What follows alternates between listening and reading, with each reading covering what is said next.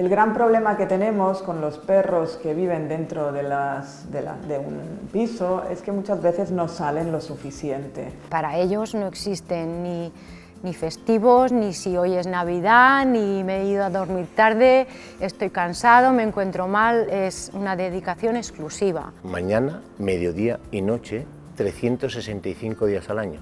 Cuanto más puedan correr en libertad, pues mejor. Tienen que sociabilizar también con otros perros para que sean pues realmente perros equilibrados y contentos. Yo creo que aquí sobra el juzgar tanto a un cazador como a un mundo urbano.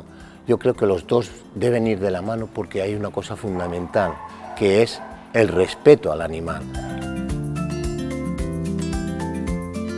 Hace unos años que aquí en Sabadell ahora también existe un banco de sangre al cual podemos acceder con mucha facilidad para realmente pues, hacer una primera acción con esta transfusión para salvarles la vida. Un gran colectivo que realmente dona sangre son los perros de caza.